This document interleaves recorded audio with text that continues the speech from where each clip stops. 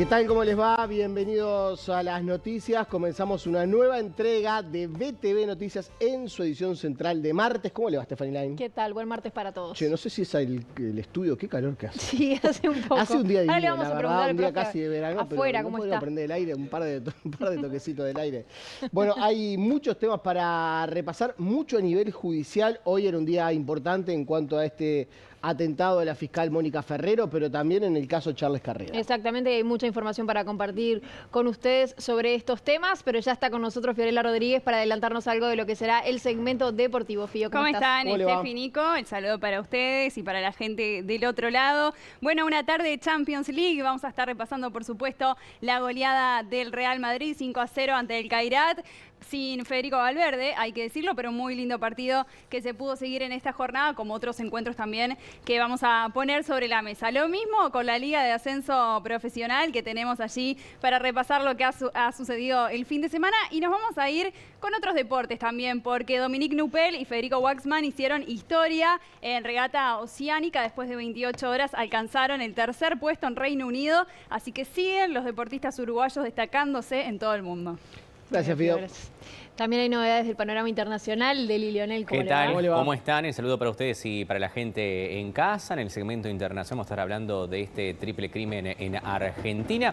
Detuvieron a una sospechosa presuntamente vinculada al crimen, momentos después en la que había dado una entrevista. Ya son 7 las personas que están detenidas por este crimen. En otras informaciones, bueno, Estados Unidos dio un ultimátum de al menos 4 días al grupo terrorista Hamas para que apruebe o conteste al plan presentado hacia el gobierno israelí para poner fin al conflicto en Gaza. Israel ya lo aceptó, se espera el pronunciamiento de Hamas. Y ven ustedes lo que está sucediendo en Ibiza, lluvias torrenciales de aproximadamente, quizás el profe ahora capaz que nos dice algo, pero 230 litros por metro cuadrado en apenas 12 horas. Comenzó en Valencia y se fue desarrollando hacia Ibiza. Bueno, varios centenares de personas que han sido desplazadas. Las líneas telefónicas para el socorro, el 112, por ejemplo, no están dando abasto. Así que, como siempre les decimos, esto y más en el segmento internacional. Y una cosita antes de irme. Hoy es Nochebuena en Venezuela.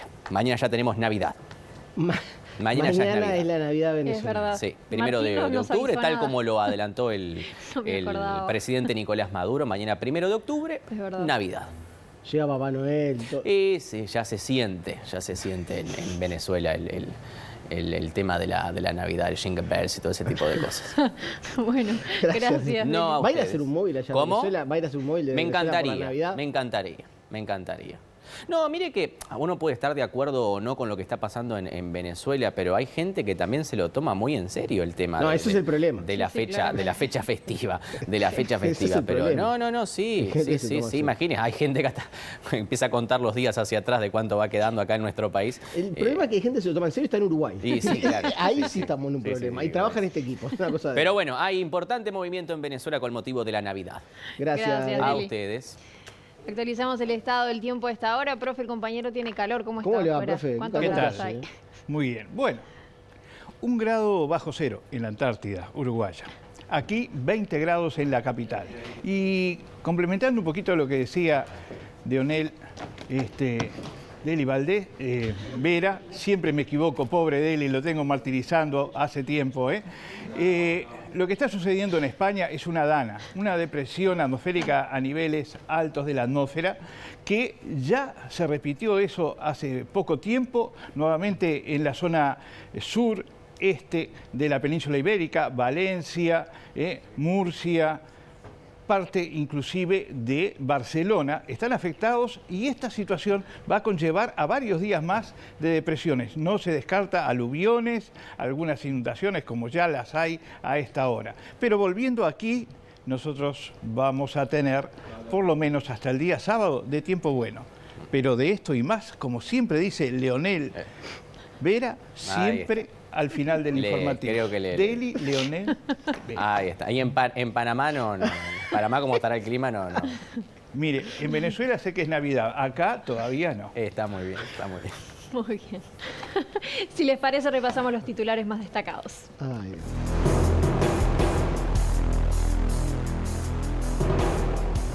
La justicia rechazó el pedido de la fiscal Sandra Fleitas para que el ex senador del Frente Amplio, Charles Carrera, cumpla prisión domiciliaria en el marco de la investigación por el presunto uso irregular del hospital policial. La justicia imputó a un hombre con prisión preventiva por el atentado contra la fiscal general Mónica Ferrero. Una mujer que también había sido detenida quedó en libertad.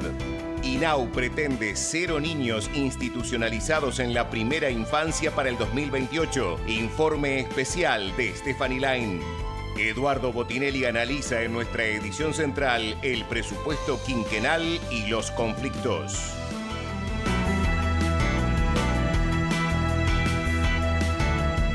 Le decíamos que tenemos un informativo con mucho para desarrollar, mucho para contarles, así que rápidamente nos vamos a exteriores. Exacto, tomamos contacto con Lucía Betancourt, nos actualiza la información que tiene que ver con los casos judiciales. Lu, adelante.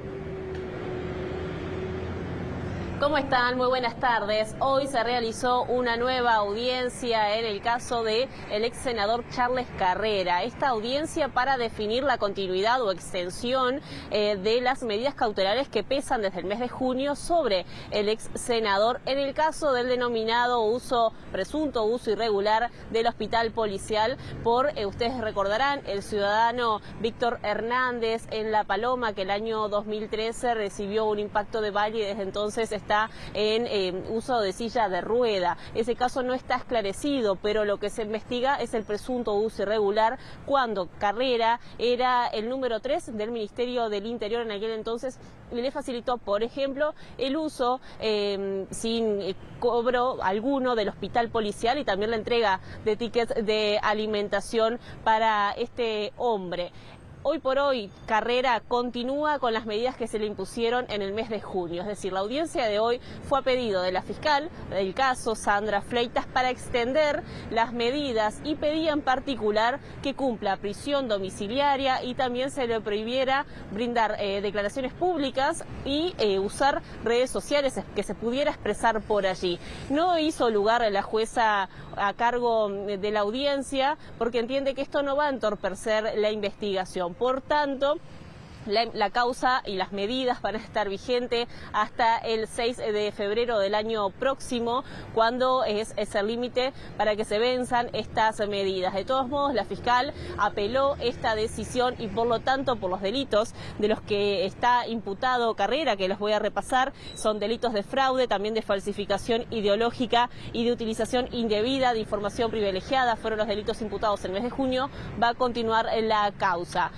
Carrera brindó declaraciones a la prensa tras esta audiencia, dijo que se mostraba tranquilo y apuntó hacia el ex ministro de Transporte, actual senador por el Partido Nacional, Luis Alberto Heber, cuando era ministro, y en aquel entonces, del gobierno pasado, Carrera, junto al senador también de la administración pasada, Mario Vergara, llevaron una denuncia por, ustedes también recordarán, aquella causa del puerto de la Concesión a Catunasi hasta el año 2081. Bueno, entiende que esta causa está orquestada por Heber y también por la fiscal. Vamos a compartir lo que decía el ex senador. Me voy con la tranquilidad que llegué. No se hicieron lugar a las medidas restrictivas de prisión domiciliaria por 24 horas. El no poder ejercer el derecho de libertad de expresión a través de las redes o a través de ustedes, los trabajadores de la prensa. Y me voy con la tranquilidad que tuve mi día ante el tribunal, que yo creo que eso es importante, que primó el Estado de Derecho y primó la democracia que tenemos en nuestro país. Es decir, acá hay que tener claro el rol. Hoy el juez de garantías tuvo un rol muy importante, porque jamás se puede cuestionar a una persona que ejerza lo que es el derecho a denunciar, el derecho a defenderse, el derecho a ejercer lo que es la libertad de expresión. Y en ese sentido, todas las medidas que solicitaba la Fiscalía, que realmente, con todo respeto se los digo, que considero que eran absurdas, eran medidas que uno puede considerar hasta abusivas. No le deseo a nadie realmente estar pasando por esta situación. Yo siempre lo digo, acá lo que se me atribuye es una causa armada, no tengo temor de decirlo, y lo vuelvo a manifestar. ¿Entre Fleitas y Carrera? No, la causa armada por Luis Alberto Heber, que fue el ministro del Interior cuando se hace esta denuncia, que fue aquel ministro del Interior, que fue aquel ministro de Transporte, donde yo tuve un rol central, que fue denunciar la entrega del puerto hasta el año 2081, que hoy estamos viviendo las consecuencias económicas y jurídicas de esa situación. Sobre esta denuncia que realiza Carrera sobre Heber, que es una causa armada por él y por la fiscal, buscamos tener la palabra del actual senador, pero no se encuentra en el país, está de viaje y por eso aún no hay repercusiones en ese sentido. De quien sí hay repercusiones desde la propia fiscal, Sandra Fleitas, quien reiteró que las medidas vigentes de no poder salir del país y también de fijar domicilio que pesan sobre Carrera van a seguir hasta el mes de febrero, y remarcó que la Fiscalía no busca censurar, que la intención es no entorpecer la investigación, por eso insiste con estas medidas que por lo pronto no van a estar aplicadas. Vamos a compartir la palabra de la fiscal. La Fiscalía lo que solicitó fue que no se dieran actitudes de amedrentamiento en lo que tiene que ver con torcer o de alguna manera ejercer una presión sobre testigos que van a declarar en un juicio público, porque ahora en realidad estamos en el marco de las evidencias y será, como lo dijo la defensa del imputado en sede judicial, será en el ámbito de un juicio público donde cada uno declarará lo que tiene que declarar. Nosotros estamos muy preocupados, en realidad, primero porque se entienda que la Fiscalía tiene de alguna manera una intención de censurar, lejos está, y solamente quien no me conoce puede llegar a una conclusión de esa naturaleza, de que las personas se expresen, pero las expresiones tienen que tener un determinado límite, y el límite es cuando se vulneran derechos de otras personas que nosotros también tenemos que escuchar, como son los testigos de la presente causa. La Fiscalía entiende que hay un entorpecimiento, la Fiscalía, ese es el argumento que esgrimió en una audiencia pública, entiende que se llevó adelante una doble investigación, entiende que es gravísimo que eso suceda en un Estado democrático de derecho y que además los derechos humanos y las garantías del proceso no solamente protegen al justiciable, sino protegen también a la Fiscalía. Él sigue revistiendo la calidad de imputado, él está formalizado, tiene hasta febrero del año que viene la obligación de fijar domicilio y tiene el cierre de frontera. Esas son las medidas que están vigentes y no quita que, bueno, veremos a ver qué es lo que dice el tribunal frente a estos hechos que son nuevos. Le agradecemos a Lucía por este aporte y les contamos sobre la otra gran atención que había a nivel judicial en el día de hoy, que finalmente la fiscal de estupefacientes, Angelita Romano, imputó a un hombre con prisión preventiva por el atentado contra la fiscal subrogante de corte, Mónica Ferrero.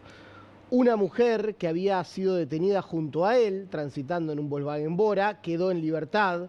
La investigación, de todas maneras, continúa para tratar de dar con los autores materiales del hecho. Y el presidente de la República, Yamandu Orsi, valoró positivamente la reunión que mantuvo con los líderes de los partidos políticos. El mandatario dijo que quedó de manifiesto el apoyo total del sistema político a la fiscal de corte, Mónica Ferrero. No soy yo el que se tiene que sentir, no es la persona, sino son señales que comprometen o ponen, no digo en riesgo, pero complican las instituciones y por supuesto a las personas, ¿no? El caso de la fiscal, la persona de la fiscal también, ahí hay una señal clara de solidaridad y apoyo, pero acá lo importante es que tengamos claro que cuando está en juego la lucha contra el narcotráfico, el crimen organizado y las instituciones necesitan solidez, ahí tenemos que estar todos. Y eso fue una señal clarísima en la interna de la reunión. ¿Se habló de la ley antilavado? Uno de los temas fue ese. Yo vi que hoy en la prensa salió mucho eso, pero fue uno de los tantos temas. Para nosotros es una pata importante en la solución o en el avance para resolver el freno a las organizaciones delictivas. Se hablaron de otras cosas también, de la necesidad y la constatación del trabajo de inteligencia que siempre tenés que hacer. no se resuelve todo con más cantidad de gente, que también es importante, pero acá lo que se hace normalmente es mucho trabajo de inteligencia y eso implica también tecnología y ponernos a tiro con la tecnología para trabajar en esos temas, desde cámaras de seguridad, que fue lo que en realidad nos llevó a encontrar a uno de los responsables y habrá que seguir. Entonces, fue una reunión donde se puso sobre la mesa cuáles son los capítulos pendientes o cuáles son los capítulos en los que entendemos que estamos un poco atrasados. También el presidente de la República expresó que las autoridades policiales de nuestro país tienen conocimiento de todos los grupos criminales que operan en el Uruguay. Agregó que el crimen organizado avanza rápidamente y se debe estar preparado con nuevas medidas para poder combatirlo. Yo creo que todos los partidos políticos que han estado en el gobierno o en oposición sabemos de qué estamos hablando. Se sabe cuáles son los grupos criminales que están en la vuelta y que están instalados en Uruguay. Yo creo que se tiene conciencia, creo que se han tomado medidas en su momento, no voy a hablar de mi gobierno, sino que se ha actuado, la policía históricamente actúa. Lo que sí es claro es que el crimen organizado avanza demasiado rápido y corremos riesgos. Una de las cosas que está cambiando y que de repente es más imperceptible es la relación con los países vecinos, con los actores institucionales de los países vecinos. Eso está bastante más aceitado, de verdad, fundamentalmente con Argentina, venimos bien, también con Paraguay y con Brasil, que son los actores que los tenemos ahí. Acá sabemos que no reconoce fronteras, los grupos se globalizaron antes que los estados, me parece, y se trabaja en consecuencia. Yo no digo que no se haga, yo reconozco el trabajo, lo que en algunos momentos sentís que lo corres de atrás. Y la fiscal de homicidios, Mirta Morales, dijo que el atentado a la fiscal de corte, Mónica Ferrero, no fue una sorpresa. En entrevista en Informativo Sarandí, la funcionaria del Ministerio Público argumentó que había indicios de que algo de estas características podría suceder en algún momento, pero que no fueron escuchados por las autoridades. Yo estoy como en un shock. Sí. Lo que pasó es muy triste y tiene una relevancia que nos ha impactado de una forma bastante grande. Si bien digo esto, también digo que no fue una sorpresa. Un poco lo veníamos diciendo antes. Los fiscales como que veníamos, yo ayer decía en otro medio, pidiendo hasta que nos rescataran, porque teníamos algunos indicadores que nos mostraban que tal vez no con esta virulencia, pero que algo iba a ocurrir porque iba increyendo los indicadores de que la cosa no venía igual, ¿sí?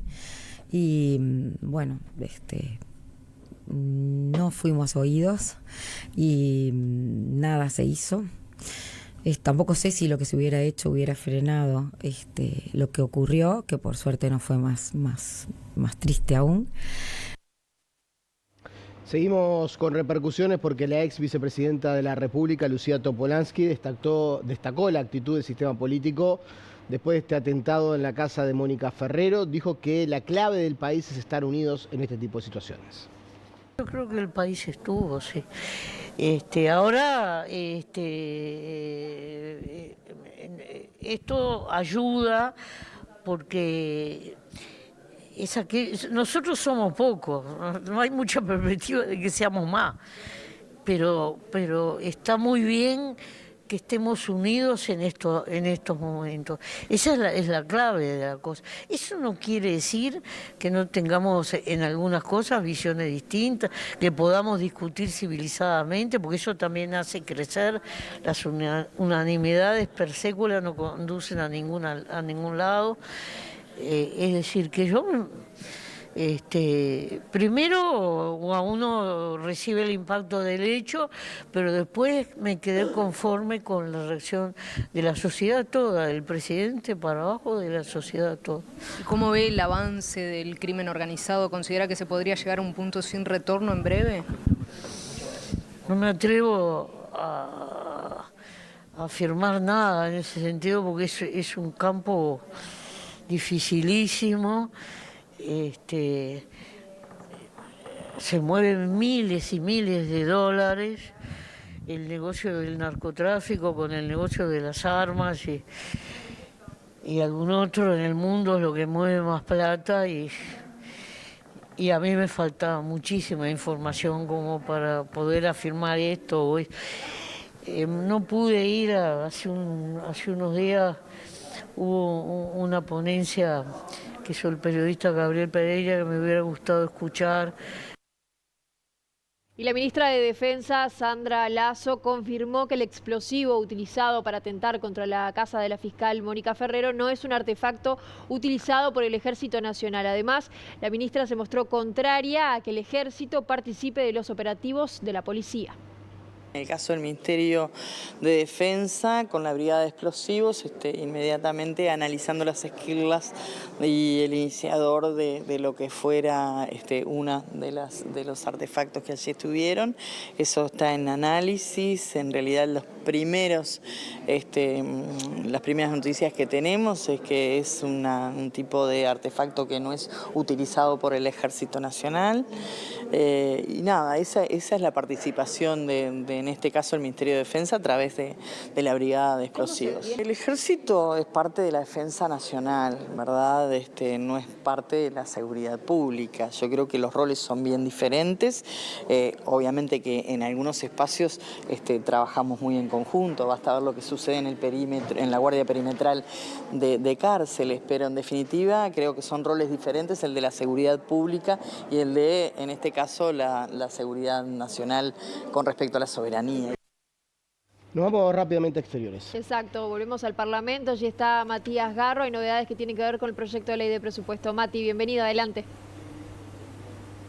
Sí, gracias compañeros, el gusto de saludarlos a ambos y también a todos los televidentes. Mucha actividad a nivel parlamentario. Por un lado, comentarles que la Comisión de Salud de la Cámara de Senadores hoy recibió al cardenal Daniel Sturla en el marco del análisis del proyecto de eutanasia. La intención es la semana que viene, antes de que ingrese el proyecto de ley de presupuesto a la Cámara Alta, votar entonces este proyecto que, recordemos, ya tiene la media sanción de la Cámara de Diputados. En lo que tiene que ver con la ley integral de lavado de activos, bueno, lo que pretende el Senado en el Frente Amplio es en la jornada de mañana ingresarlo con carácter de grave y urgente y comenzar a tratar algunas modificaciones. Esto tras el pedido del presidente de la República en la jornada de ayer. Es imperioso para ellos, por ejemplo, modificar los topes en transacciones en efectivo que tiene que ver con la moneda dólar. También comentarles que, como bien decías tú, Stephanie, está compareciendo aquí desde las 13 horas una delegación del Ministerio de Economía y Finanzas encabezada por el ministro Gabriel Odone en el marco de la discusión del proyecto de ley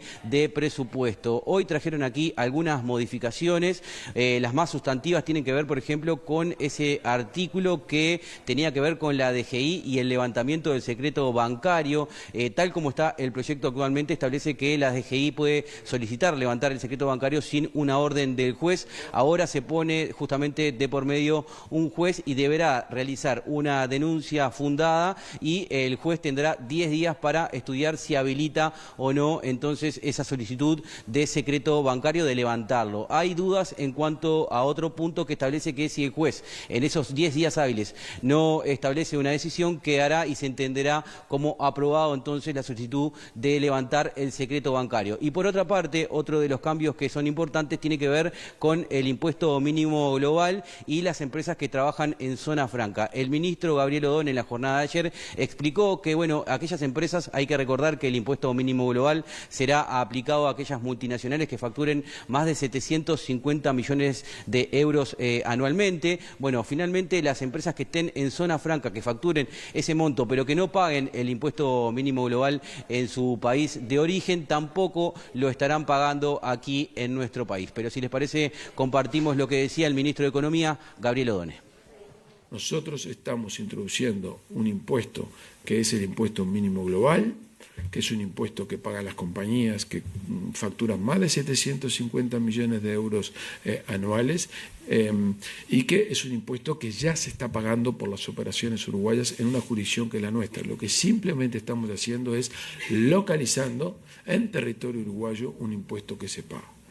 Esto supone cambios. Esto supone alteraciones, supone apartar de la zona de confort a muchos agentes económicos, absolutamente. Esto tiene costos de compliance, esto tiene costos transaccionales de contabilidad, esto tiene costos. Esto tiene cambios en cómo vamos a capturar nueva inversión para poder traer a las zonas francas, absolutamente.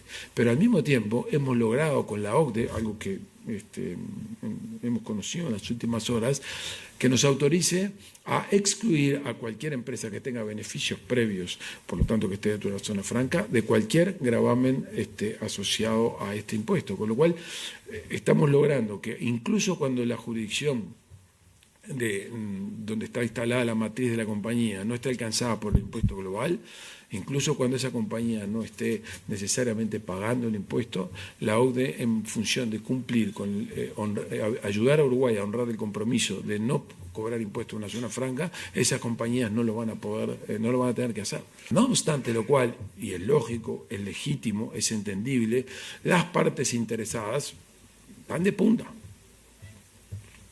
Yo he escuchado a algunos miembros del sistema político decir que esto es la kirchnerización de la política económica de Uruguay. No nos hagamos un daño a nosotros mismos. Créannos que lo que estamos haciendo es algo audaz, es algo complejo, pero que está absolutamente orientado a lo que es el objetivo del país, de seguir siendo un país atractivo para atraer inversiones, para atraer inversores y absolutamente alineado al clima de negocios.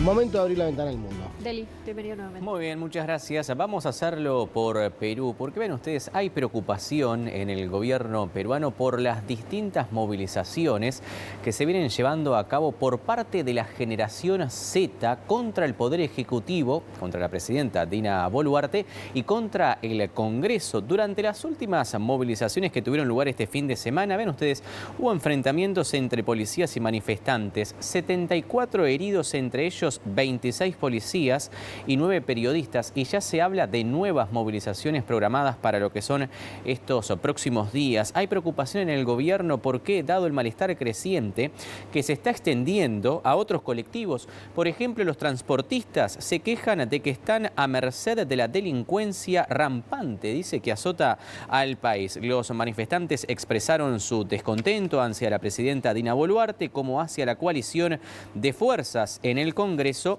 que la sostienen. Viajamos ahora hacia Argentina. Vamos a hablar de este triple crimen en la localidad de Florencio Varela. Detuvieron a una séptima persona momentos después que dio una entrevista a un canal de televisión. Se trata de Florencia Ibáñez. Posterior a la entrevista se conocieron imágenes en la que se la ve en un auto de su tío, Víctor Sotacuro, detenido el viernes pasado en una ciudad boliviana fronteriza con Argentina. Los investigadores sospechan que el vehículo se usó como apoyo a una camioneta blanca que trasladó a las 3 víctimas hasta el domicilio donde fueron asesinadas. Sotacuro fue vinculado a la camioneta blanca a la que las víctimas subieron engañadas, presuntamente con una oferta de trabajo sexual, según reportes periodísticos. Ibáñez aseguró en la entrevista que no tiene vinculación con el crimen. Minutos después, el conductor anunció: llegó la policía de la ciudad a El Canal A24 para detener a Florencia Ibáñez. Esta situación obviamente nos sorprende al aire.